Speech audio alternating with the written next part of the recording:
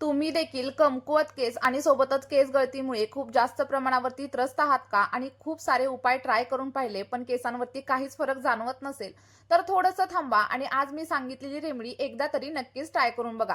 यामुळे तुमची केस गळती कमी होईल आणि कमकुवत केस देखील अगदी स्ट्रॉंग बनतील.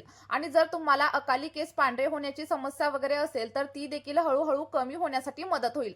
आणि जर तुमचा माझ्यावरती विश्वास बसत नसेल तर मी सांगितलेली ही रेमेडी फक्त 7 दिवसांसाठी तुम्ही देखील नक्की ट्राय करून बघा आणि त्यानंतर तुम्हाला देखील अगदी 100% रिझल्ट मिळतील. जर तुमचे केस अनेक वर्षांपासून एकाच लांबीवरती थांबलेले असतील तर ते देखील आता वाढायला सुरुवात होईल. चला तर मग जास्त वेळ न घालवता आपल्या पॉवरफुल अशा रेमेडीला सुरुवात करूया.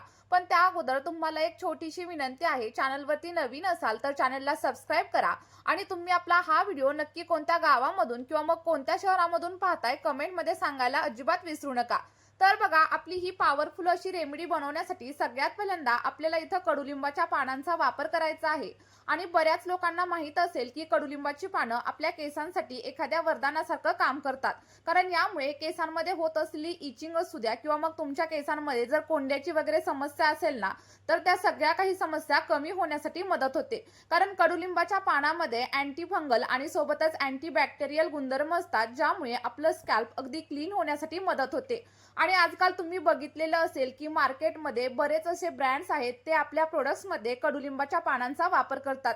कोणी शॅम्पू मध्ये वापर करतं, कोणी हेअर पॅक मध्ये वापर करतं आणि एवढंच नाही तर स्किन केअर मध्ये सुद्धा कडुलिंबाच्या पानांचा वापर केला जातो. आता बघा, रेमेडी बनवण्यासाठी सगळ्यात पहिल्यांदा तुम्हाला एक जाड बुडाचं भांडं घ्यायचं आहे. लक्षात ठेवा, अॅल्युमिनियमच्या भांड्याचा वापर इथं अजिबात करायचा नाहीये. जर तुमच्याकडे माझ्यासारखं भांडं नसेल तर तुम्ही एखाद्या लोखंडाच्या भांड्याचा किंवा मग स्टीलच्या भांड्याचा देखील वापर करू शकता. आणि त्यानंतर आपण जी काही कडुलिंबाची पानं घेतली होती त्याला स्वच्छ असं धुवून घ्यायचं आणि त्याची छोटी छोटी पानं आपल्याला या भांड्यामध्ये ऍड करायची आहेत. बघा, मी सांगितलेल्या पद्धतीने जर तुम्ही ही रेमेडी फक्त 1 ते 2 महिन्यांसाठी तुमच्या केसांवरती वापरून बघितली तर तुमची कोंड्याची समस्या कमी होईल. आणि जर तुमचे केस खूप जास्त कमकुवत झालेले असतील तर त्याची मुळं देखील अगदी स्ट्रॉंग होण्यासाठी मदत होईल. तुम्ही इथं बघू शकता, साधारणतः एक मूठभर एवढी ताजी अशी कडुलिंबाची पानं मी इथं घेतलेली आहे. आता तुमच्या केसांच्या लांबीनुसार कडुलिंबाच्या पानांचं प्रमाण तुम्ही कमी किंवा जास्त देखील करू शकता. आणि त्यानंतर दुसरा अतिशय महत्त्वाचा असा घटक मी इथं घेतलेला आहे आणि ते म्हणजे आवळा. बघा, आवळा हा आपल्याला प्रत्येक सीझन मध्ये मिळत नाही, त्यामुळे जर तुमच्याकडे आवळा नसेल तर तुम्ही आवळा पावडरचा वापर देखील या रेमेडीसाठी नक्कीच करू शकता. आणि बघा, मी सगळ्या काही गोष्टींची लिंक तुम्हाला डिस्क्रिप्शन बॉक्स मध्ये देते, तिथून तुम्ही सगळ्या गोष्टी अगदी नक्कीच परचेस करू शकता. आता आवळा छोट्या छोट्या पीसेस मध्ये कट करायचा आणि आपल्याला या भांड्यामध्ये ऍड करायचा आहे.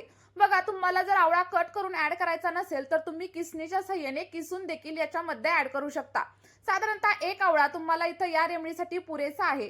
आणि आवळा आपल्या केसांना अगदी नैसर्गिक पद्धतीने काळं बनवण्यासाठी मदत करतो आणि सोबतच केसांची लांबी वाढवण्यासाठी देखील हेल्प करत असतो. तुम्ही इथं बघू शकता, 2 घटक मी भांड्यामध्ये ऍड केलेले आहेत आणि त्यानंतर एक तिसरा आणि महत्त्वाचा असा घटक देखील आपल्याला याच्यामध्ये ऍड करायचा आहे. आता तुम्ही इथं बघू शकता, मी तिसरा आणि महत्त्वाचा असा घटक इथं घेतलेला आहे आणि ते म्हणजे नायजेला सीड्स. याला कलौंजी असं देखील म्हणतात. तुमच्या भागामध्ये या बियांना काय म्हणतात हे मला कमेंटमध्ये सांगायला अजिबात विसरू नका. यामुळे आपले केस जर पांढरे झालेले असतील तर ते नैसर्गिक पद्धतीने काळे होण्यासाठी मदत होते. आणि बघा, जर तुम्हाला प्रीमॅच्युअर ग्रे हेअरची वगैरे समस्या असेल ना तर ती देखील हळूहळू कमी होण्यासाठी मदत होत असते. साधारणतः 1 ते 1.5 चमचा एवढी कलौंजी आपल्याला या रेमेडीसाठी वापरायची आहे. आणि बघा, ही रेमेडी तुम्ही अगदी लहान मुलांपासून ते वृद्ध महिलांपर्यंत सगळ्यांसाठी बिनधास्तपणे वापरू शकता. कारण आपण याच्यामध्ये कोणत्याही प्रकारच्या केमिकलचा वगैरे वापर अजिबात केलेला नाहीये. त्यानंतर सगळ्यात शेवटी आपल्याला साधारणतः 1 ग्लास म्हणजे 100 ml एवढं फिल्टर केलेलं पाणी देखील याच्यामध्ये ऍड करायचं आहे. आणि जर बाय चान्स तुमच्याकडे फिल्टर केलेलं पाणी अवेलेबल नसेल तर काळजी करू नका, तुम्ही साध्या पाण्याचा देखील वापर करू शकता. फक्त एकच गोष्ट लक्षात ठेवायची, बोरिंगच्या पाण्याचा किंवा मग खाऱ्या पाण्याचा वापर आपल्या या रेमेडीसाठी अजिबात करायचा नाहीये. त्यानंतर सगळ्या काही गोष्टी व्यवस्थित अशा मिक्स करून घेतलेल्या आहेत आणि आता हे सगळं काही पाणी आपल्याला गॅसवरती ठेवायचं आहे. बघा, गॅसवरती ठेवल्याच्या नंतर गॅसची फ्लेम हाय वगैरे अजिबात करू नका. तर अगदी मीडियम गॅसवरती तुम्ही हे सिरम बनवू शकता किंवा मग लो फ्लेमवरती बनवलं तर अतिशय उत्तम. आणि एखाद्या वेळेला जर तुमच्याकडे टाइम वगैरे नसेल ना तर तुम्ही हे सगळं काही सिरम हाय फ्लेमवरती देखील बनवू शकता. बघा, आता आपलं सगळं काही पाणी आपण गॅसवरती ठेवलेलं आहे आणि त्याला व्यवस्थित असं बॉईल करून घेणार आहे. पहिल्यांदा बॉईल येण्यासाठी आपल्याला साधारणतः 2 ते 3 मिनिटांचा टाइम लागतो आणि नंतर तुम्हाला प्रश्न पडेल की हे सिरम पूर्णपणे रेडी होण्यासाठी आपल्याला नक्की किती वेळ लागतो. तर बघा, टाइम वगैरे अजिबात लागत नाही. साधारणतः 10 ते 12 मिनिटं आपलं संपूर्ण सिरम रेडी होण्यासाठी पुरेसे असतात. आणि हे सिरम रेडी झालंय हे कसं ओळखायचं? तर बघा, आपण समजा 1 ग्लास पाणी घेतलेलं असेल तर ते अर्धा होईपर्यंत आपल्याला छान असं उकळून घ्यायचंय आणि त्यासोबतच आपण याच्यामध्ये जे काही घटक ऍड केलेत ते पूर्णपणे शिजायला पाहिजेत आणि तेव्हा समजायचं की आपलं जे काही सिरम आहे ते पूर्णपणे रेडी झाले. आता सिरम रेडी झाल्याच्या नंतर त्याची वापरण्याची पद्धत देखील मी तुम्हाला सविस्तर सांगणार आहे. पण त्या अगोदर एक छोटीशी विनंती आहे, प्लीज आपल्या चॅनलवरती जर तुम्ही पहिल्यांदाच व्हिजिट करत असाल ना तर चॅनलला सबस्क्राईब करा आणि सोबतच व्हिडिओ थोडा जरी उपयोगी वाटला असेल तर व्हिडिओला एक लाईक नक्की करा. आणि तुम्ही आपला हा व्हिडिओ नक्की कोणत्या शहरामधून किंवा मग कोणत्या गावामधून पाहताय कमेंटमध्ये सांगायला अजिबात विसरू नका, जेणेकरून मला देखील समजेल की माझे व्हिडिओ नक्की कुठपर्यंत मदत करत आहेत. तर इथं तुम्ही बघू शकता आपलं सगळं काही पाणी अगदी व्यवस्थित असं उकळण्यासाठी सुरुवात झालेली आहे आणि त्यासोबतच पाण्याचा रंग देखील चेंज होताना तुम्हाला दिसत असेल. आता बघा, सगळं काही सिरम रेडी झाल्याच्या नंतर हे सिरम केसांवरती कशा प्रकारे अप्लाय करायचं ही सगळी प्रोसेस मी व्हिडिओमध्ये तुमच्यासोबत शेअर करणार आहे. बघा, बरेच लोक काय करतात, रेमेडी अर्धवट बघतात आणि त्यानंतर केसांवरती ट्राय करतात आणि मग त्यांना हवे तसे रिझल्ट अजिबात भेटत नाहीत आणि तेच लोक कमेंटमध्ये येऊन सांगतात की आम्हाला काहीच रिझल्ट भेटला नाही. तर असं अजिबात करू नका. व्हिडिओ शेवटपर्यंत बघा आणि मी सांगितलेल्या पद्धतीनेच ही रेमेडी तुमच्या केसांवरती अप्लाय करून बघा आणि त्यानंतर तुम्हाला अगदी 100 नाही तर 101% रिझल्ट तुमच्या केसांवरती मिळणार आहे. इथे तुम्ही बघू शकता साधारणतः 10 ते 12 मिनिटं झालेली आहेत आणि आपलं सगळं काही सिरम अगदी रेडी झालेलं आहे.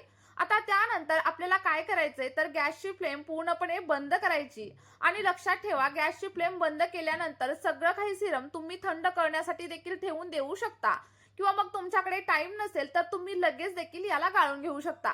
आता गाळण्यासाठी तुम्ही एखाद्या कॉटनच्या कापडाचा किंवा मग जॉर्जेटच्या कापडाचा वापर करू शकता किंवा मग माझ्यासारखं एखाद्या गाळणीच्या साह्याने देखील सगळं काही सिरम गाळून घेऊ शकता. आणि वरती जे काही घटक शिल्लक राहतील त्याचा आता काहीही उपयोग नाहीये, त्यामुळे तुम्ही ते फेकून दिले तरी देखील चालतील. आणि आता इथं बघू शकता आपलं जे काही सिरम आहे ते रेडी झाले, पण याला पूर्णपणे थंड करायचं आणि त्यानंतरच आपल्या केसांवरती अप्लाय करायला सुरुवात करायचं. कारण बघा, जेव्हा गरम गोष्टींचा वापर आपण आपल्या केसांवरती करत असतो तेव्हा केस आणखी जास्त प्रमाणावरती ड्राय होतात, फ्रीझी होतात आणि त्यासोबतच तुम्हाला जास्त प्रमाणामध्ये केस गळतीची समस्या देखील जाणवू शकते. त्यामुळे लक्षात ठेवायचं, मी सांगितलेल्या पद्धतीनेच हे सिरम तुम्हाला तुमच्या केसांवरती अप्लाय करायचे. आता बघा, हे रेडी झालेलं सिरम तुम्ही असं देखील तुमच्या केसांवरती नक्कीच अप्लाय करू शकता.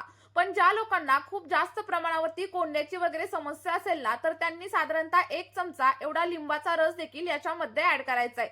आणि ज्या लोकांचं स्कॅल्प खूप जास्त ऑइली आहे ना त्यांनी तर लिंबाच्या रसाचा वापर नक्की करा. आणि बघा, बऱ्याच वेळा मला कमेंट येतात की लिंबाच्या रसामुळे हेअरफॉल वगैरे होतो का? तर असं अजिबात होत नाही. फक्त काय करायचं, लिंबाचा रस डायरेक्टली आपल्या स्कॅल्पवरती अजिबात अप्लाय करायचा नाही. लिंबाच्या रसाला कोणत्याही गोष्टीमध्ये डायल्यूट करायचं आणि त्यानंतरच केसांवरती अप्लाय करायला सुरुवात करायचं.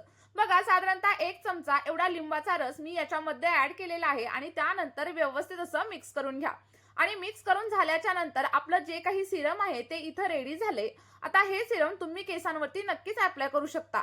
आणि बघा, आता मी तुम्हाला दुसरी पद्धत सांगते. ज्या लोकांचं स्कॅल्प खूप जास्त ड्राय आहे, केस खूप ड्राय आणि फ्रीझी राहतात, तर त्यांनी काय करायचंय, साधारणतः 1 चमचा एवढं नारळाचं तेल देखील आपल्या या रेमेडीमध्ये ऍड करायचं आहे. ऑइली स्कॅल्पवाल्या लोकांनी नारळाचं तेल पूर्णपणे अवॉइड करा. बघा, साधारणतः अर्धा चमचा किंवा मग 1 चमचा एवढं तेल आपल्याला या सिरम मध्ये ऍड करायचं आहे आणि त्यानंतर अगदी 1 ते 2 मिनिटांसाठी व्यवस्थित असं मिक्स करून घ्या. आणि आता हे सिरम केसांवरती कशा प्रकारे अप्लाय करायचं हे मी तुम्हाला सांगते. बघा, अप्लाय करताना तुम्हाला काय करायचंय, पहिल्यांदा केस व्यवस्थित असे डिटँगल करून घ्यायचे आणि त्यानंतर आपलं हे सगळं काही सिरम एखाद्या स्प्रे बॉटलमध्ये ट्रान्सफर करायचं. कारण स्प्रे बॉटलने जेव्हा आपण सिरम अप्लाय करतो तेव्हा ते सगळीकडे अगदी व्यवस्थित लावलं जातं. आणि लक्षात ठेवा, तुम्ही हे सिरम जेवढ्या चांगल्या प्रकारे अप्लाय कराल तेवढे छान असे रिझल्ट तुम्हाला तुमच्या केसांवरती मिळणार आहेत. आणि जर बाय चान्स तुमच्याकडे स्प्रे बॉटल अवेलेबल नसेल तर एखाद्या कॉटन बॉलच्या साह्याने किंवा मग एखाद्या ड्रॉपरच्या साह्याने देखील हे सिरम तुम्ही नक्कीच अप्लाय करू शकता. अप्लाय केल्याच्या नंतर अगदी 2 ते 3 मिनिटं आपल्या स्कॅल्पवरती हलक्या हाताने मसाज करायचे आणि त्यानंतर कमीत कमी 2 ते 3 तासांसाठी हे सिरम तुम्हाला केसांवरती तसंच ठेवायचंय.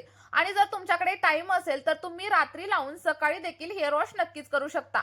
आता हेअर वॉश करताना देखील लक्षात ठेवा, तुम्हाला शॅम्पू डायरेक्टली केसांवरती अप्लाय करायचा नाहीये. तर थोड्याशा पाण्यामध्ये शॅम्पू डायल्यूट करायचा, व्यवस्थित मिक्स करायचा आणि त्यानंतर हेअर वॉश करायचा.